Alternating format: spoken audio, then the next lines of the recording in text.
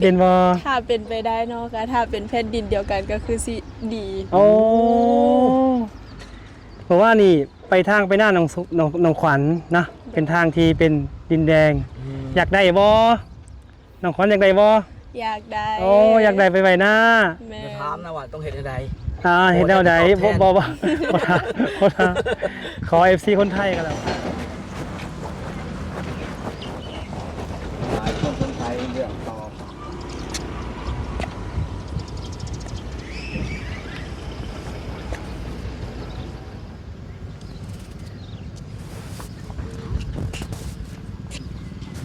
นี่น้องขวัญมาส่งเนาะมองไปเห็นเป็นน้ำโขงฝั่งลาวน้องขวัญมาส่งอ้ายมื้อนี้ขอบใจเด้อนะฮะใจจะต้องมาเด้อขอบใจน้ำใจมิตรภาพมีหลายคนก็ถามว่าน้องขวัญมานำบ่นะฮะน้องขวัญมานำบ่มื้อนี้น้องขวัญมานำบ่น้องขวัญมาส่งนะฮะกับกรุงเทพกรุงเทพนี่ของกระป๋อมานี่อบอุ่นนี่ไปฟังลาวอบอุ่นเนาะนะฮะเบิ่งเอาที่น้องขวัญเนาะฟังลาวบ่น้องฟังลาวฟังทางนั้นจะเป็นฟังลาวอ๋อฟังลาวมาน้องขวัญฟังหน่อยเนาะเนี่ยขามมาแล้วเนาะเคยสงสัยเคยแปลกใจอยู่บ่ทั้งที่แบบว่าแม่น้ำโขงคล้องกันสงสัยขนาดแบบแค่เนาะน้ำกงกันมัน500 เมตรประมาณ500 เมตรแต่ว่าพอข้ามมาฝั่งนี้ก็คือแปลกและแตกต่างกันหลายโอ้โหเหมือนแบบว่าบ่ได้มีความใกล้เคียงกันเลยเนาะมันจะต่างกันแบบต่างระดับแบบนี่เลยอะโมเมนต์คือทำไมพี่น้องเอ๋ยเนี่ยกั้นกลางด้วยแม่น้ำโขงเนี่ยข้ามมาฝั่งไทยต่างกันราวฟ้ากับดินนะฮะคนไทยบอกว่าย้อนยุคเมืองไทยไปหลาย10 ปีนะฮะวันนี้น้องขวัญก็อยู่ที่บึงกาฬนะฮะข่าวว่าแล้วแม่น้ำโขงบอกว่านี่หลังจากที่ไปเยี่ยมน้องขวัญเนาะไปเบิ่งไปถ่ายภาพบรรยากาศของน้องขวัญนะครับถ่ายตลาดนะฮะน้องแจ๊บบ่แจ๊บอยากถามน้องขวัญเองบ่เมื่อนี่คิดฮอดน้องขวัญบ่ก็แน่นอนเนาะก็คือจริงๆอันดับแรกก็ขอบใจก่อนน้องนะขอบใจน้องขวัญที่ตอนหับอ้ายด้วยความอบอุ่นเนาะด้วยความหักความแพงบ่ได้เฉพาะแต่น้องขวัญครอบครัวน้องขวัญญาตินะมาตอนหลังเฮาเหมือนกับว่าเฮามาจากฝั่งไทยแล้วก็เฮารู้จักกับน้องขวัญผ่านทางโซเชียลเนาะแล้วก็หักแพงกันต้อนรับน้องขวัญแล้ววันนี้น้องขวัญเองก็มาส่งฮอดพี่เนาะก็แน่นอนเลยอยากถามน้องขวัญว่ายังอยากไปอยู่บ่กรุงเทพก็มีความคิดที่จะอยากไปกรุงเทพคือเฮาเห็นตรงนี้จุดนี้แล้วคิดว่าในจินตนาการคิดว่ากรุงเทพสิเหนือกว่านี้บ่โอ้กรุงเทพก็น่าจะแบบแตกต่างกว่านี้หลายเท่าเลยแม่นบ่ในทางในความเป็นจริงนะแต่ใจจริงอันบ่อยากเว้าอยากจะให้น้องไปเห็นแบบมันจะได้แบบนี้โลดแบบนั้นเลยบ่แบบนี้เลยแบบนี้เลยเห็นตอนขับไปแรกๆบ่ไปเห็นรถไฟที่ผมเคยเห็นขนาดเขาอยู่ในกรุงเทพเขาบอกออกไปไสไปเห็นรถไฟฟ้าใต้ดินบนดินตอนแรกเขาได้ฟังพอไปเห็นตัวจริงโอ้แบบนั้นขนาดนี้เลยคือตอนเนี้ยปาโมสงสัยเนาะน้องขวัญก็เป็นคนฝั่งลาวแขวงบุรีคำไซฝั่งนี้ก็บึงกาฬประเทศไทยแต่น้องขวัญข้ามไปข้ามมาเหมือนบ้านตัวเองเลยน้องขวัญก็คือแบบส่วนหลายเนาะคนทางฝั่งนั้นก็จะแบบมาซื้อข้าวของเครื่องใช้ฝั่งนี้เพราะว่าถึงจะแบบซื้ออยู่ทางบ้านก็จริงแต่ว่าก็เป็นของไทยแล้วเพิ่นก็เลยแบบนิยมข้ามมาซื้อเองมันถือกว่านี่แม่นโอ้ยจะมีคำถามอีกอย่างนึงผมคือการข้ามไปข้ามมานี่เฮาเป็นคนลาวนะเจ้าหน้าที่เพิ่นฟังไทยเพิ่นก็ตอนหาความสู่เฮาเพิ่นบ่ให้เฮาบอกเฮามาไปดุมาบ่อยแท้บ่ให้ งานบ่ให้แม่นเจ้าหน้าที่เพิ่นก็แบบให้การที่แบบต้อนรับเป็นอย่างดีเพิ่นแนะนำบอกเขามาปีเด้อเฮ็ดจังได๋เกี่ยวดำเนินเอกสารแบบใดหั่นนะบ่มันจะมีให้เลยเด้เรื่องเอกสาร3 มื้อสำหรับตลาดเลยเด้สำหรับเลยบ่แม่นให้มา3 มื้อนี่แม่นเอาบ่ได้ให้พาสปอร์ตก็ได้บ่นี่ต้องถามน้องขวัญนี่น้องขวัญเป็นตลาดหรือว่าแบบมาแบบเป็นเวลาสั้นเนาะเพิ่นก็จะอนุญาตให้เฮาเป็นใบสีขาวโอ้เพิ่นปนเฮาขนาดนั้นได้เลยเอ้าไปตลาดเด้เขาเอิ้นว่าหนังสือไปตลาดเป็นภาษาบ้านเฮาเขาเว้าอย่างนึงคอมเมนต์เขายังได้พาสปอร์ตเขาได้แค่7 วันนะบ่น้อยอันนี้เฮาเอกสารใบขาวใบเดียวได้3 วันพุ่นน่ะเอาแค่บัตรประชาชนหรือว่าสมุดโนครัวมายืนยันสามารถมาซื้อมาซื้อของได้เพิ่นคือใจดีกับเฮาแท้ไทยก็ไปแบบนั้นได้ไทยไปลาวก็เฮ็ดหนังสือแบบนี้ไปได้คันบ่มีพาสปอร์ตมันบ่งบอกถึงความสัมพันธ์ที่ดีขนาดนั้นนี่ได้ความรักความแพงที่มีต่อกันขนาดนี้เพิ่นค่อนข้างที่จะโอ้คนไทยต้อนรับเฮาขนาดนั้นบ่เนาะพอจะมองไปฟังนั่นก็ฟังลาวแล้วจะบ่ต้อนรับได้แนวใดโอ้ มันอยู่ใกล้ๆซำนี่ประมาณนี้บ่ แม่น บ่ได้มีแค่เมืองหนึงนะมีตั้งแต่ปี2014 2015 โอ้ ใบแบบเนี้ย แบบนี้ได้ แม่นมีระวังขอบชายแดนเนี่ย โอ้ ที่เขาให้ขามาซื้อของอ่ะ เพราะว่าจะบ่ยอมรับบ่เคยฮู้บ่เพราะว่าบ่จะต้องวิ่งทำเอกสารพาสปอร์ตก่อน โอ้ เมื่อก่อนผมจะต้องขึ้นไปเวียงจันทน์นะว่าจะได้พาสปอร์ตเล่มหนึงมาต้องใช้เงินนี่เกือบหมื่นนะเฉพาะพาสปอร์ตเพราะเราเดินทางเด้เฮ้ยไปมาซื่อๆน้องขวัญแสดงว่าน้องขวัญเคยมาแบบนี้คนแถวชาวบ้านเนาะ แม่น บัตรสีขาวนี่บัตรสีขาวเอิ้นหยังเอิ้นบัตรหยัง บอดี้พาร์ท บอดี้พาร์ท โอ้ body part อุ้ยเนาะ บอดี้คืออาจจะเป็นสัดส่วนพาร์ทก็คือผ่านเข้าไป ตัวเราผ่านเข้าไป โอ้ นะ โอ้เพิ่นให้แบบนี้ อื เนาะ ม ถืว่า น้องขวัญคงรู้สึกน้องขวัญสาวลาวนะจากปากสาวลาวอยากให้เป็นแผ่นดินเดียวกันบอ อย่างนั้นมันเชื่อมบ่ โอ้โห อยากให้เป็นบอ ถ้าเป็นไปได้เนาะก็ถ้าเป็นแผ่นดินเดียวกันก็คือสิดี โอ้เพราะว่านี่ไปทางไปหน้าน้องขวัญนะเป็นทางที่เป็นดินแดง อยากได้บอน้องขวัญอยากได้บอ อยากได้ โอ้อยากได้ไปไว้หน้า แม่ จะถามนะว่าต้องเฮ็ดจังได เห็นแนวไหน โอ้ บ จะ อ ตอบแทน บขอ FC คนไทยกันแล้วกันเนาะให้น้องขวัญบอนะนี่แหละคือน้ำใจเนาะไทยลาวเนี่ยอีกสิ่งหนึ่งที่อยากให้น้องขวัญบอกจากปากของน้องขวัญเองเลยนะเขามาในหมู่บ้านของน้องขวัญสินค้าที่ใส่มีแต่ของไทยหมดเลย โอ้ เป็นอย่างคนลาวถึงนิยมใช้ของไทย ก็ส่วนหลายเนาะเพิ่นก็จะใช้ของไทยเพราะว่าแบบมันจะดีกว่า ดีกว่า แม่นดีกว่าสินค้าที่แบบนำเข้าจากเวียดนาม เวียดนาม เอ้าแล้วเป็นยังคือบ่ขายสินค้าของเวียดนาม เพราะว่าราคาก็ถือกว่า อ่า แบบเขาจะบ่นิยม เพราะว่าบางอย่างมันก็แบบบ่โอเคอะมาตรฐานแบบ โบเคนเรื่องแบบใดนะยังสิขนมจังสิอ่ะ ขนมก็จะเป็นทางด้านรสชาติเนาะ รสชาติโอ้ แม่น แล้วก็จะแบบมีข่าวเรื่อยๆที่แบบกินขนมแบบนี้แล้วจะแบบเป็นพิษ โอ้ โอ้มึงเคยอาหารเป็นพิษแบบไปห้างออกจังซี่บ่ไป แม่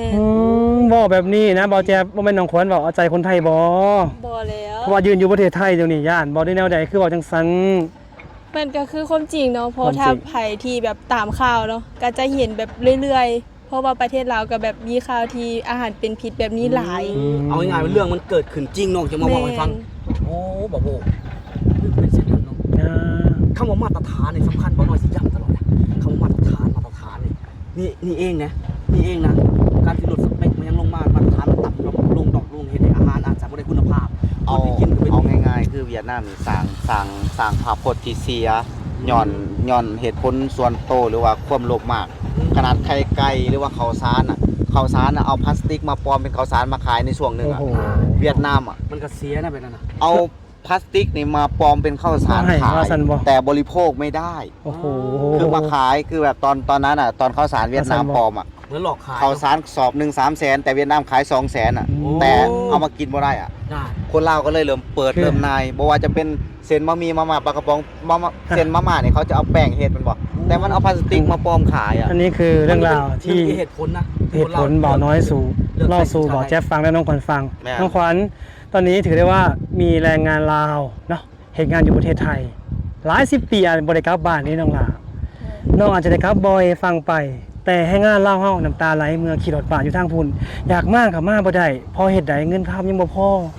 น้องขวัญส่งกำลังใจให้พี่น้องที่เฮาเฮ็ดงานแน่มองไปฟังนั่นว่าเฮ้ยให้กำลังใจให้งานลาวเฮาเฮ็ดงานในประเทศไทยนั่นน้องลานะเสื้อได้ว่ามีคนที่ติดตามน้องสาวเด้มองไปมีกำลังใจบ่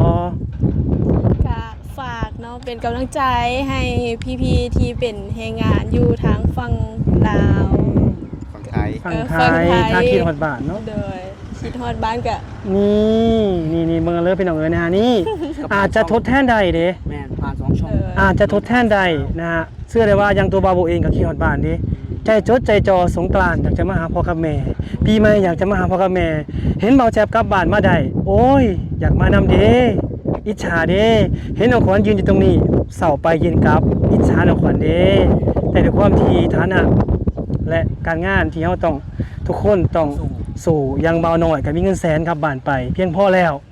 เบาหน่อยก็กลับได้เบาหน่อยก็เว้าได้ แต่เบื้องหลังของแรงงานเฮาลาวเฮาเด้ที่เพิ่นอยู่ไกลสงขลาหรือว่าภาคใต้กรีดยาง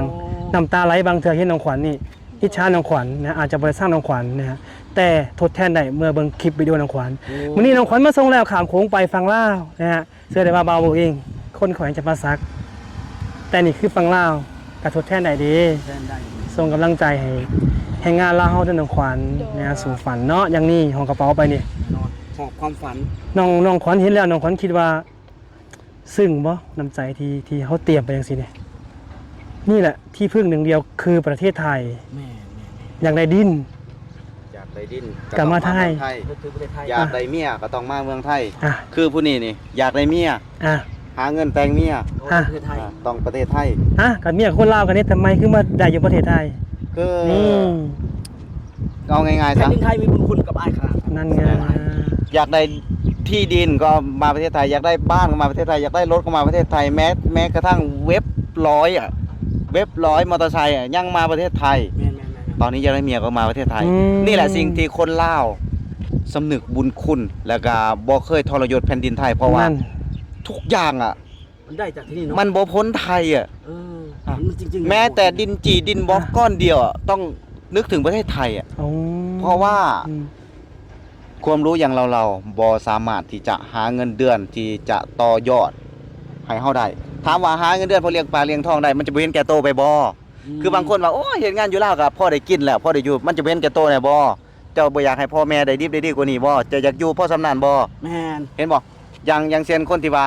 คนที่มักว่าเฮ็ดงานอยู่ลาวก็ได้ดีกว่าอยู่ไทย แต่ว่าเฮากลับไปยามใดเฮือนเขาก็ยังอยู่ซ้ำเก่า เออ นั่นแหละนั่นแหละ เฮือนเขาก็ยังอยู่ซ้ำเก่ารถก็บ่มีขี่คือเก่า ทั้งที่เฮาที่มาเฮ็ดงานในประเทศไทยมีเฮือนที่อัปเกรดขึ้นมีรถขี่แล้ว อ่ะ นี่แหละเนาะคือ นี่คือขอคิดเห็นของเบาหน่อย ครับ เตือนใจแรงงานลาวเฮา ครับผม เอาตอนนี้นะอาจจะมีแรงงานลาวนะที่อยู่ประเทศไทย หรือว่าคนไทยที่อยู่อเมริกาอยู่เกาหลีอยู่ไสกันแล้วแต่มองภาพน้องขวัญน้องสาวลาวมาส่งอ้ายนะฮะปัญญาเฮาก็ถือว่ามาฝากความฝันที่ประเทศไทย ครับ มื้อนี้น้องสาวมาเบิ่งเนาะนะฮะบางคนอาจจะน้ำตาไหลนะฮะเบิ่งหน้าไปจักสิพออีหยังน้องสาวลาให้กำลังใจอ้ายเด้อตั้งใจเฮ็ดงานนะอย่าหลินอย่าเที่ยว กำลังใจอายแน่ ให้กำลังใจอ้ายเด้อน้องลา กลับไปเนาะกลับไป